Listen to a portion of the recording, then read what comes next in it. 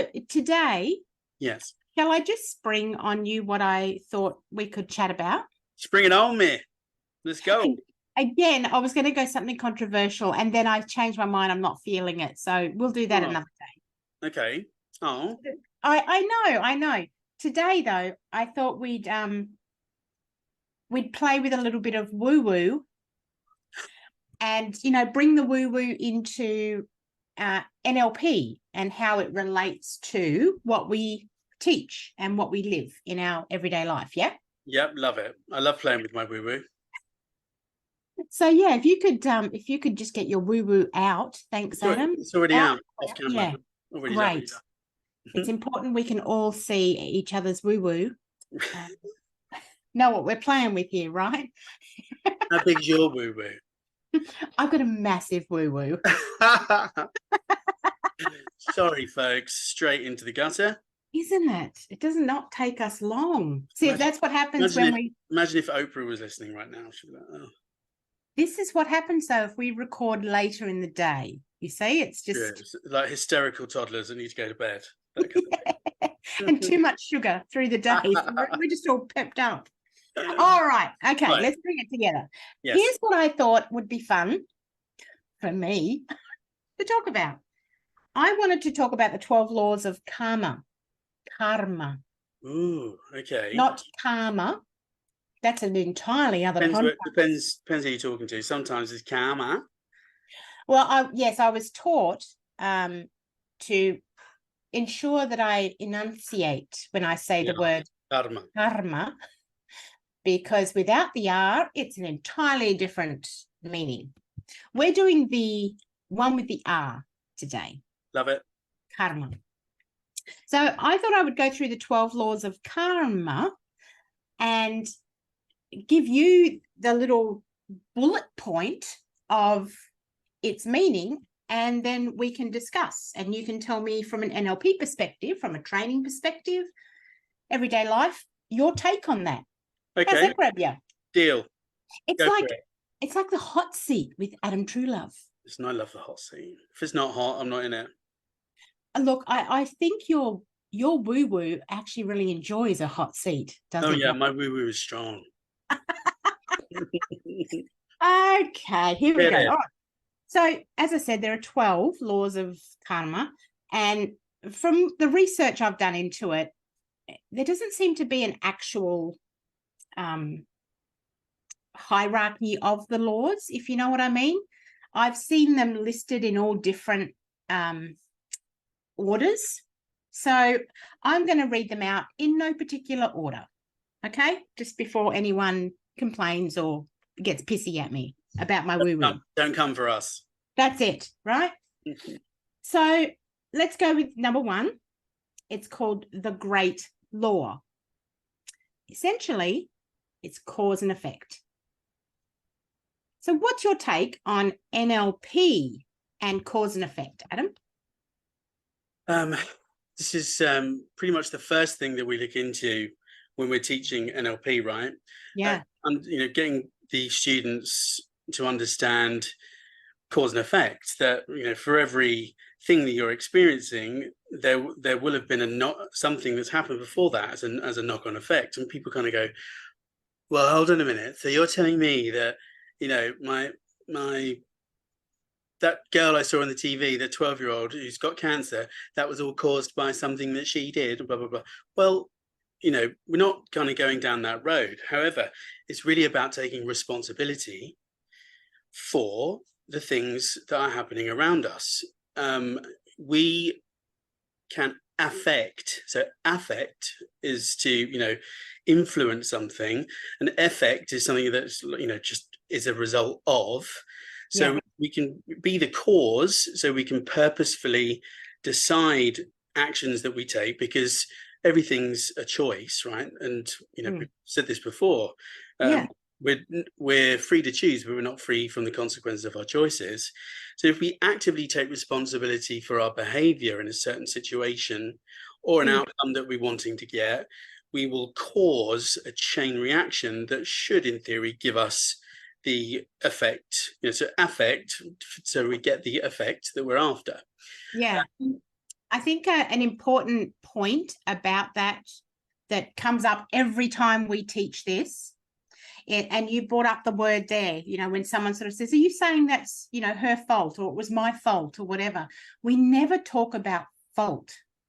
It's not about fault. It's about responsibility, which is the other word you used. Exactly. Responsibility. Responsibility is empowering. Fault is putting something outside of yourself, and fault is about punishment.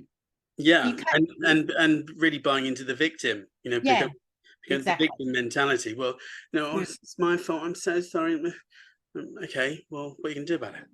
Exactly. Being responsible and just saying, you know what, I've noticed that I may have influenced that situation. This is what I'm going to do about it to change it.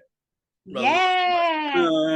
Like cause and effect is a real massive thing. We should teach it to kids at school for sure. Yeah, very personal power. All right, love it. Number 2. Is that all right? That was fantastic. Good.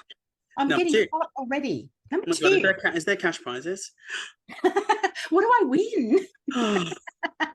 Deeper understanding. Number 2 is the law of humility, which says that to change, you must accept your part in it.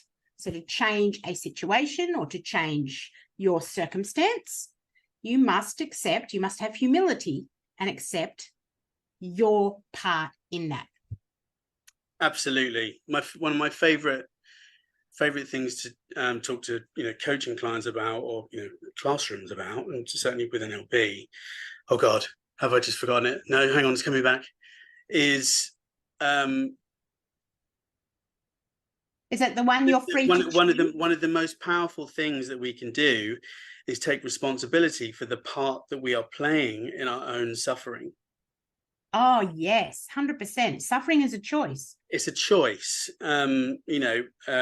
Somebody very close to me has gone through a breakup just recently, and sitting there all upset about the whole, oh God, yeah. And I said, okay, well, the relationship is finished. Yep. Okay. And like, you just seem to be focusing on all the good stuff, and yes, okay, you're going to miss someone, etc. But there's a reason why it came to an end, and that reason was enough to end it. Otherwise, you'd still be together and you'd be working through it, right? So why are you sitting here like this? Well, I just felt so bad. I said, yeah, but you've got to take responsibility for the part that you're playing in your own suffering right now. Yeah. And they're like, oh my God, you're absolutely right. Yeah. Like, what are you learning from this? What can you grow from this? How can you move forward from this? Bring the focus back to, okay, what was my part in that situation or in this situation? Absolutely. And again, once you figure out your part, then you can figure out what to tweak. Absolutely. Yeah. Absolutely. But you also need humility to be able to do that. 100%, right? Because it's not, again, it's not about blame. It's about looking within. I had a coaching client the other day who was like, I'm such a much better version of myself at the moment. Thank you so much, like, for all that you've helped me do, and blah blah blah. And I was like, okay, it's coming. And sorry, I said she, it's a he. And so he was at work, and he said, this woman comes up to me, and I was like, well, who are you to judge me? Who are you to give me your opinion? Who are you? Me. And I was like, okay, so how is that better? And he said, well, before I would have just taken it on board and been sitting there with anxiety. Now I just bite her head off. I was like, okay, I guess that's progress. So you're feeling powerful and courageous. That's good. We need to rechannel that into a slightly more positive road. The pendulum has swung a little bit the other way. I was like, why do you care what she's coming over to say? What part are you having? What part are you playing? And I said, you only got buttons to push if you've got buttons to push. And he's like, oh, yeah, what's the part you're playing? Do you need to engage? Do you need to do it? Very often you don't. Do you need to prove something? No, take responsibility and just generally move on. It's generally best to do fuck all. Well, what a beautiful segue into number 3. It's as if I knew. It's the woo-woo. I tell you, the woo-woo is strong with this one. Number 3 is the law of responsibility. You become or create what you believe or think. So if you believe that you're a loser, guess what? You are going to create an environment around you that fulfills that belief in yourself. 1,000,000%. Believe that you are strong, then you will create an environment around you where you feel strong. So it's being responsible for the environment that you create based on what you think and believe within yourself. Absolutely. Very often, though, the current environment, we're talking about environment is everything, right? Yeah. It's first about being honest and responsible to look back and think, okay, well, if environment is everything and I'm creating this environment, what environment have I come from? Because everything is learned. So it's about being responsible to look where you've come from, then decide where you want to go and be responsible enough to make those changes and affect the environment and make sure you're, consuming the right things on TV, reading the right things on, doing all that other stuff, mixing with the right people, so that you responsibly change that environment so that you can be the best that you can be. And you have to protect that stuff like Superman looking over the earth. It's the best example I could think of. Sorry. That's all good. No, sorry. Like a mama protecting her pups. Yeah. I love that. And I love how these intertwine, because in order to enact or live the law of responsibility, you also then have to have the law of humility, because you have to look at, oh, geez, what am I creating in this environment? What am I creating in my thoughts? And have that humility to say, well, that means I can change it too. And then, like you said, change your environment, change the people, change the channel. Absolutely. And it's about understanding that being humble does not mean being weak. Not at all. No. It actually takes a very, very, very, very, very strong person with a deep sense of self and deep understanding to be able to go, you know what? Yep, I'm going to be humble here. Sorry. Yep, it's my I take responsibility for it. Yeah. So it's not weakness or softness. It's actually, it's like a cast iron's fist in a candy floss, wrapped in candy floss. I do love that. All right. Number 4. Yeah. Is the law of focus. And this is one of my favorites, because I'm a staunch believer that we are not meant to multitask. And people who say, oh, I'm a fantastic multitasker, I call bullshit. We are not meant to be multitaskers. We can do multiple things at once, for sure. However, I believe that it simply means that we are doing all those things, those multiple things, at less than our best. Because our focus requires our thoughts and our actions to all be aligned and focusing on one thing, so that we are channeling all our energy into doing our best, the highest level for us in that one thing. So when we start to dilute our focus, we also are diluting our energy and what we give. And sometimes, adding extra things in to go, oh, I'll do that as well, is to make yourself feel busy, to give yourself a badge of honor, but really it's designed to procrastinate, so you don't actually get the thing done that you're supposed to be doing. And we've talked about an episode, we've had a whole episode on that before, haven't we? We did. So boom, I can move on from that one then. I feel we've made our position quite strong on that. Well, it's important just to finish that off is, where attention goes, energy flows. Yeah. That's an important phrase.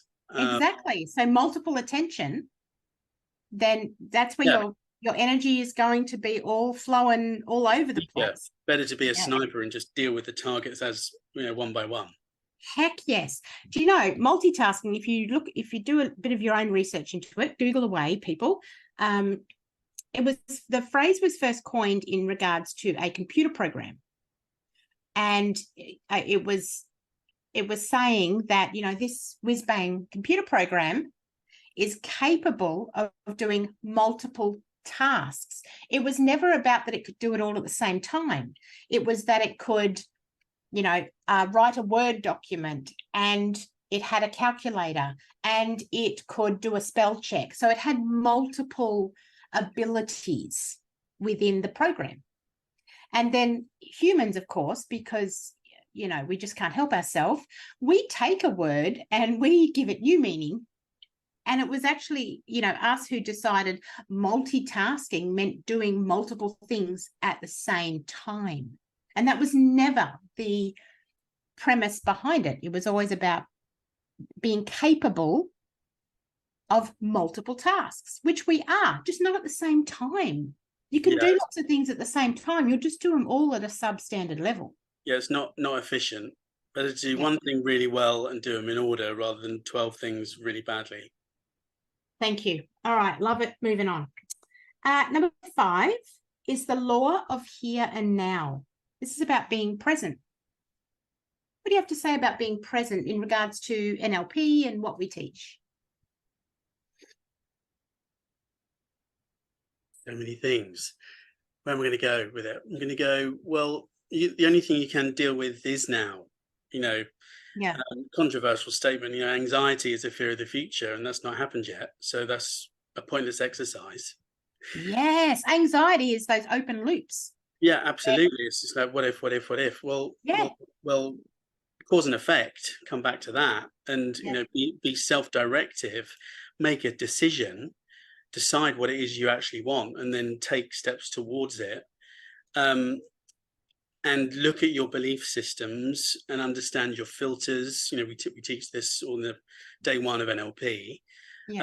Why do you not necessarily? It's not why do you think how you think. It's how you think, what you're thinking. Yeah. What's your process? How do you get to that end result? Exactly. Of your thoughts. Yeah. Exactly. And being present, being responsible, being humble enough to do that, and being here in the now, it just takes away all the noise. I also think when I think about being present, I like to mix it a little bit with what we were just talking about with, where focus goes, energy flows. If you're with someone and you're talking with them, if you and I are here and we're talking, if I start to wander off with my thoughts and I'm actually now thinking of something else and focusing on something else, then my energy is also going somewhere else. And I'm not giving that energy to you and being present in the moment with what we're doing. And I think that's where sometimes you can get quite a lot of communication breakdowns and misunderstandings happening, because suddenly the body language, the physiology is no longer matching perhaps with the conversation that's happening, because your physiology is going to change depending on what you're thinking about. Drop out of rapport. Yeah. So I think all that comes into being present and actually sort of respecting yourself and the moment that you're in and the people that you're in it with. Yeah. Absolutely. Love that. Yeah. I'm right here with you, Adam. You have all my focus. I'm here with you, baby. I'm here. Okay. Number 6, we're halfway. We've hit the halfway mark for those counting at home. that are still listening. That are still here with us. Excellent. Number 6 is the law of patience and reward, which is about persistence and habits. And we talk about habits, don't we, in NLP, and building those habits to restore self-trust as well. It's all part of that. Absolutely. Or strategies. What's the strategy? What's the process? How do we do it? How do we do persistence? Yeah. That looks different with everybody, because everybody's motivated differently. How do we do motivation? What are the good one. What's the driver? It's about getting down to that. What was the law again? Just tell me. The law of patience and reward. Patience and reward. Yeah. So, is it about the goal? You need to set the goal because you need to set the target, but you only get to a goal. You don't get to a goal in one massive leap. you get to a goal by completing lots of small tasks daily and or hourly, or in a process until you reach the goal. You'll get there eventually, and Yeah. then not giving up in the middle. But Mm. that work? Yes, it's having that persistence and belief in yourself to keep going. And as you said, get with someone, get with a coach, get with a practitioner who understands strategies and can Yes. help you figure out how you process things. Because I this really got me at first, when I started learning about all this sort of stuff. Because when you think about it, you might think, oh, I just have I have no motivation. I always give up when it comes to, I don't know, let's say exercising, like going for a jog every day. Oh, I've got no motivation to do that. Or persistence, I don't stick to it. But yet, how is it that I can get up every morning and have my cup of tea without fail? How have I persisted in that it became a habit, and yet I'm unable to do the same with going for a jog every morning? Yes, you can get down to level of effort and all that. Of course, that comes into it. Yeah. However, what we're talking about here with persistence and motivation is actually learning your strategy, learning your blueprint of how you get going and how you make decisions and get motivated to do things, right? Absolutely. Totally. Love it. Love it. Number 7 is the law of creation. You are the architect of your own life. Yes, you are. Everything's energy, everything's vibration. So, you find, I was talking to a potential date recently. Very nice. I'd like to hear about that in the future. Just got to talking, and you get to talking about, kissing. Do you like kissing? I was like, yes. Yeah. Like, it's all about that. Yeah. And they went, well, if I've always found if the kissing's shit, the sex will be shit. And I went, or if the kissing's awesome, the sex will be awesome. Like, what's the positive outlook? Yes. They're like, oh yeah, I'd never really thought about it like that. I said, let's focus on it's going to be awesome, because then the rest will be awesome. I love that. I know I'm awesome at it. Rather than like, coming in thinking, oh God, is this going to be shit? Just think, oh, I really hope this is awesome. It changes the vibe on things. Yeah. And then, whatever happens after that, well, I'll keep you posted, because that hasn't. If you could. Yeah. Thanks very much. But it's where do we choose to direct our focus? What are we seeing that's influenced by our beliefs and filters and all that other stuff, which is why two people can observe one thing that's happened and have two completely different stories and recollections of a sequence of events. Oh, yeah, welcome to Christmas.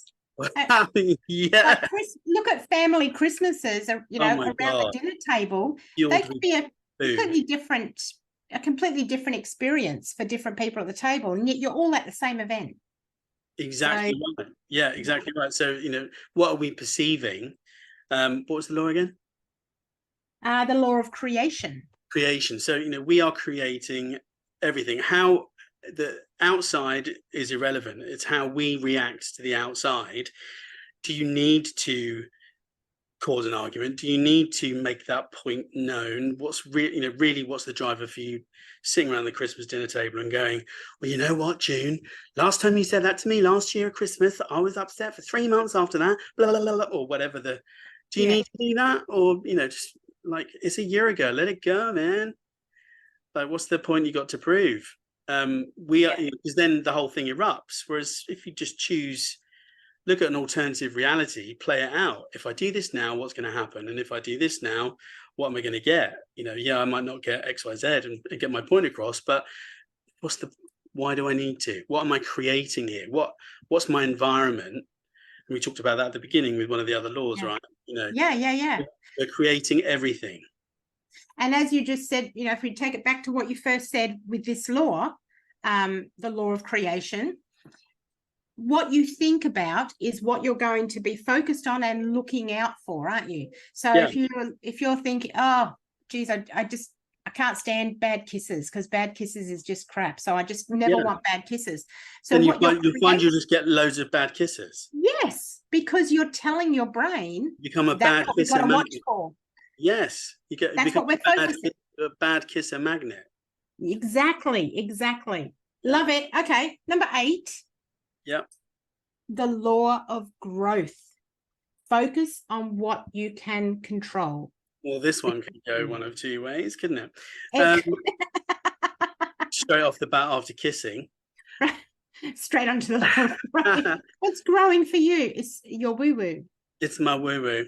Well, look, growth, us as human beings, it has been said by many before me, and, you know, I read it in a book originally somewhere and then really, you know, researched it and bought into it. We are here to grow.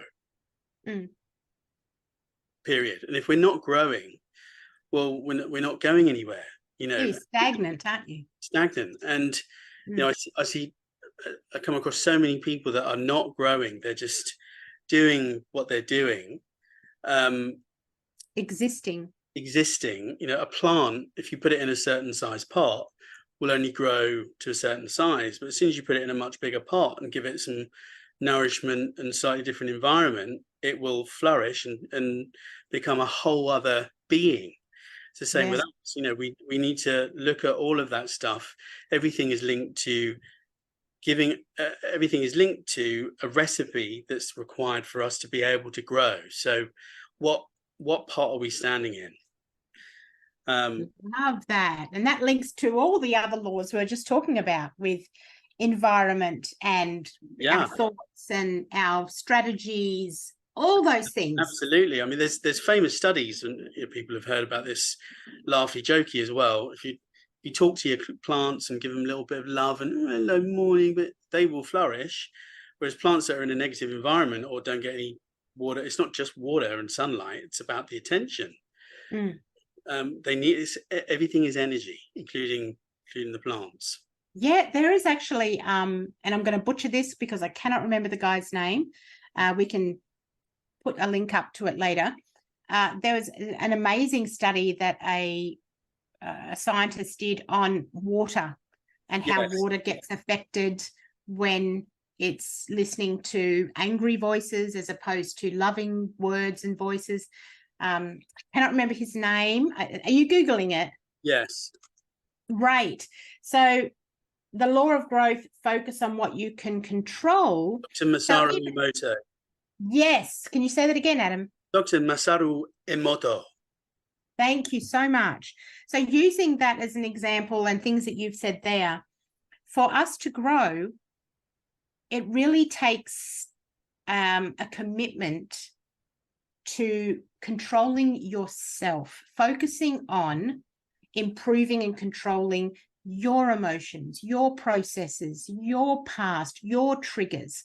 Because if you attempt and focus too much on controlling other people's behavior and emotion and experience, that does not bring growth to you. It even doesn't bring growth to them. It ends up being quite a stagnant place to be. The only way to grow, personally, I believe, is to bring that focus to yourself and work on being the best version of you. And from that, everything reverberates out, doesn't it? That energy, like you said, everything's energy. Absolutely. And the ripple effect not having expectations, because expectations lead to disappointment. We've got a whole episode on that as well. We have, go find that one. Go check that out. It's a good one. It's a good one. Yeah.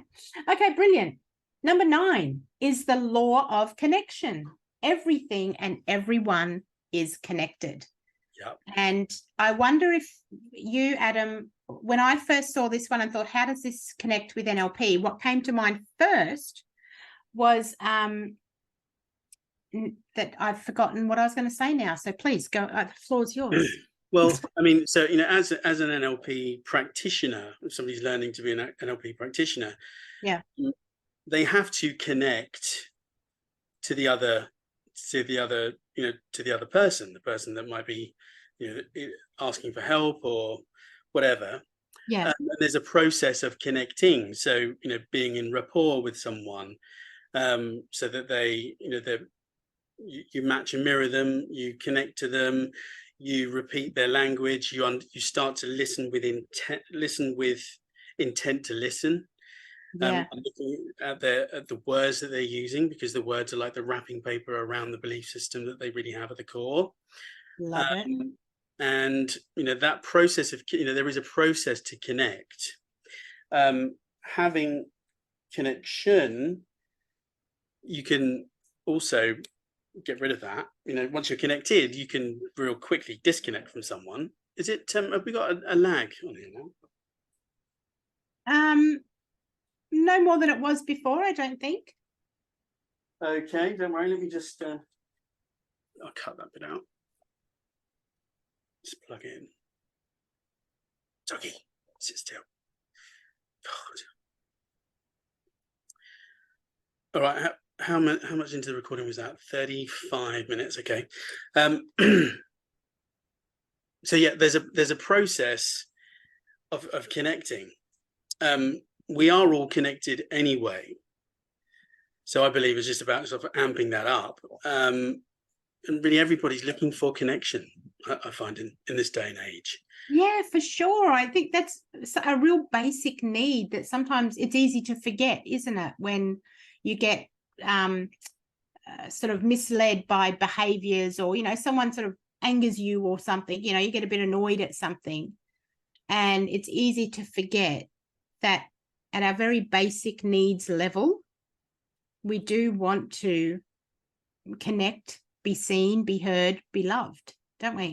Absolutely, because everything, so many things dial back to fear and being afraid, and fear is two things: fear that I'm not enough, and fear that I won't be loved. So it kind of exacerbates the situation. Generally, people are doing things because they're afraid of one of those two things. Well, if I don't stand up for myself, then that's going to show that I'm not enough. And how are we negatively or positively getting to the end result? Are we really connecting with the people that we're wanting to engage with, or are we really disconnecting and trying to get a result anyway?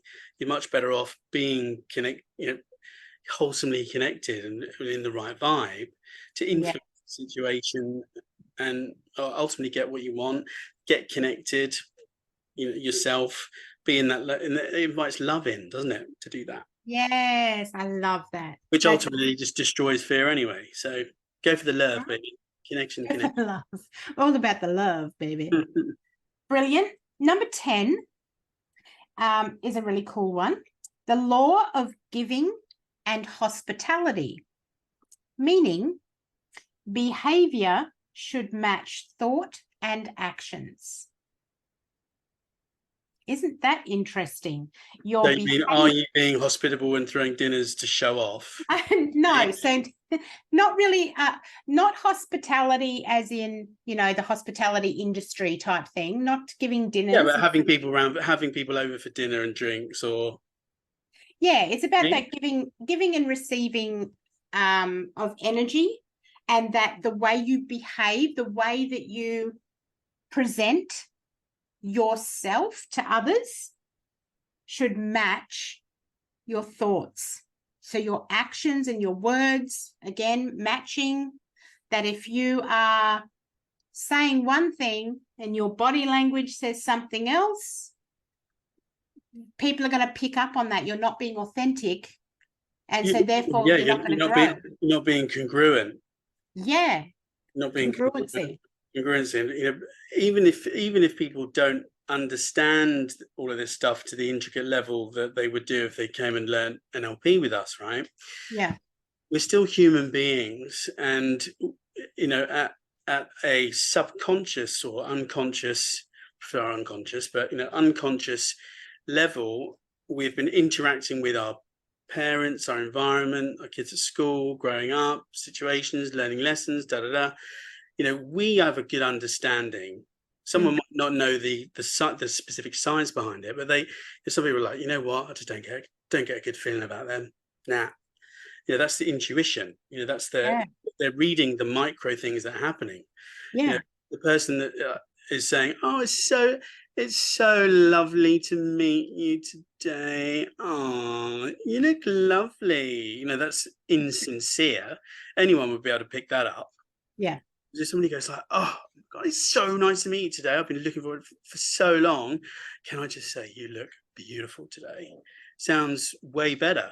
Probably slightly cheesy, but sounds. But still, exactly what you're saying. If you're going to give of anything, energy, make sure words, if you're going to to give, make sure it's authentic and it's coming from a real place. Otherwise, you're just shortchanging yourself and the person. And it goes back to what you said before. Do you actually need to engage? Do you need to, what is being fulfilled? I see some people who are, who give too much, shall we say, or they're, termed or coined people pleasers. And I say to these people, I'm not bagging people pleasers. In all honesty, I don't see anything wrong with our love of helping others and giving to others. That's a beautiful thing. Where it goes cockeyed is if you're not giving that same love and attention and beautiful things to yourself, then what you're going to grow is resentment and burnout and all these things, because what you'll find is you are giving not really from an authentic place within you. You're giving from a wound. Yeah, 100%. So by all means, give away, like go hard, love hard, give that same amount though back to yourself as well. Absolutely. You can't give from an empty cup, as they say. I love it. Okay. Oh, I think you'll love this one. This feels like this is a true love law here. The law of change. History repeats itself until we learn the lesson. Yep. Or the same lesson turns up in different people until you decide to learn it. Exactly. Where you feel like, have I not been here before? Or do I keep attracting the same douchebag boyfriends or, those kind of repeated patterns? Yeah. 100%. It's quite amazing. When I first heard that, the same lesson will keep showing up in different people or different situations until you decide to learn the lesson. I was like, oh my God. And I just all of a sudden strang loads of things together and was just like, oh, and now I understand. Yes. It's change is inevitable. Change always happens. Lots of people don't like change because they build their little safe environments, but the safe environments are actually really the killer. People build the cage and the prison that they're in. Yeah. Whereas if you're changing and evolving and constantly moving forward, you're growing. You're allowing. You're not kind of holding on to things from a place of lack. But constantly moving and changing, and it is. Well, is it number 12? Is this the last one?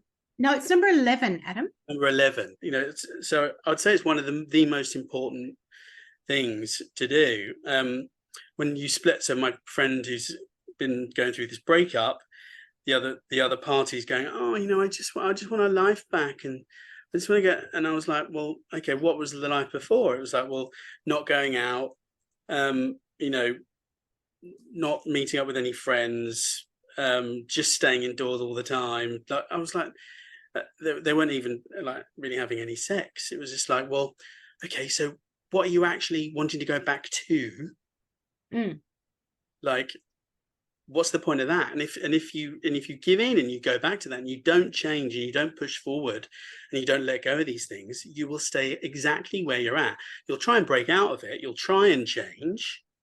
But try, as Yoda says, do or do not. There is no try. You've got to rip the band off and get on with it. Yeah. And go for the change. Yes, it's painful in the beginning. A lobster that changes its shell, or a snake that sheds its skin, or all of that other stuff.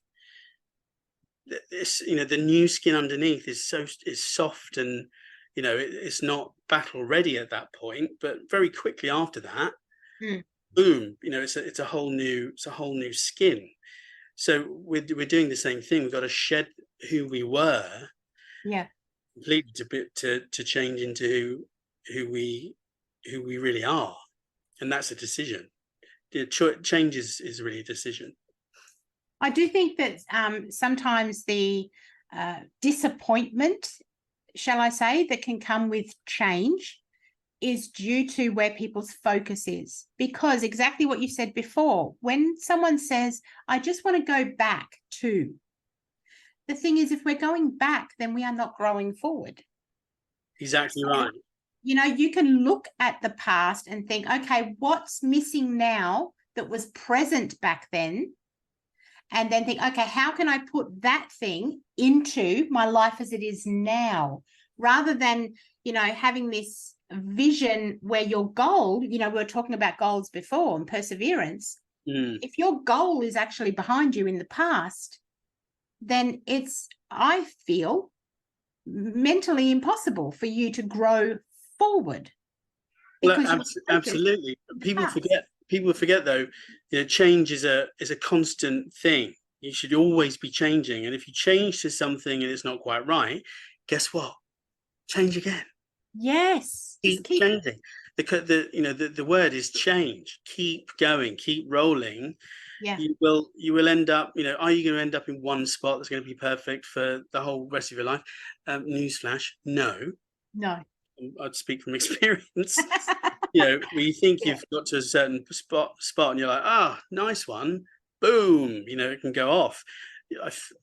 When I've looked back on my own experience with those things, I failed to continue to change and adapt to the situation that I'd gotten into. You can change into a great situation, but then you've got to change again to hold on to that situation. You've got to become the person that lives that situation. Do you see what I mean? Yeah. Keep evolving, keep adapting. Keep evolving and adapting, yeah. Yeah, stay curious, stay strong, and roll with your flow and see where you end up. Like, what fun, right? Exactly right. Fun. So much fun. So much fun. All right, number 12, our last law here is the law of significance and inspiration. And what they've written here is, rewards are the result of the energy and effort that we put into it. You have a purpose, share your gifts. The law of significance and inspiration. An interesting significance. So the significance of the rewards or significance and rewards? Well, I took this as being that ultimately, often we don't look at it, and from a psychology point of view, when you do psychology studies, it's not until you get sort of more, say, age 40 onwards, that you start to think about legacy. What significance are you putting into the world? Are you leaving your world, your piece of the world, better than what you found or what found you? And so I think that significance starts to play in. Perhaps earlier on in life, significance might be more about, am I important? Am I being seen? What can I do to stand out? And yet, as we get a bit older, that significance evolves as well. If we continue to grow, significance starts to become about, what legacy are you leaving? What are you passing on? How are you inspiring others with your life and with what you've learned? And that's why I think they've brought it up about purpose. Not everyone's purpose is always about, being an entrepreneur and making squillions of dollars or traveling the world. Like, purpose, I believe, is actually living and growing the most authentic and congruent with what brings you happiness and what connects you to other humans. Absolutely. There's a poem.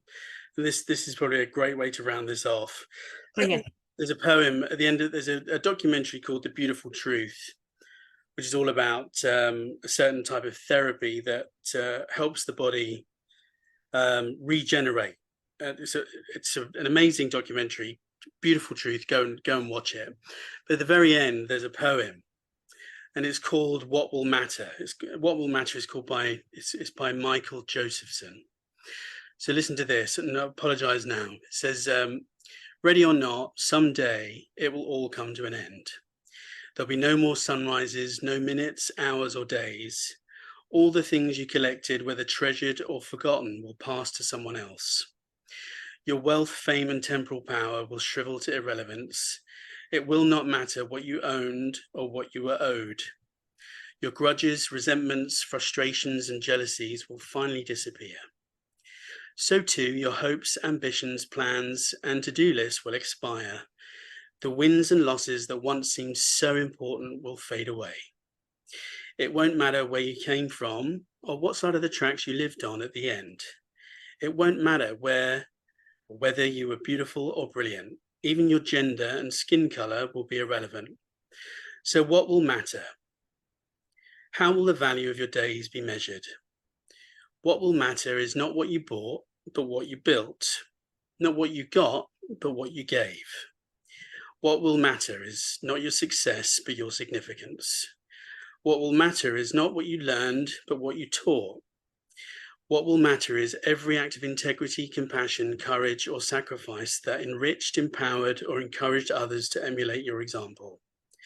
What will matter is not your competence, but your character. What will matter is not how many people you knew, but how many will feel a lasting loss when you're gone.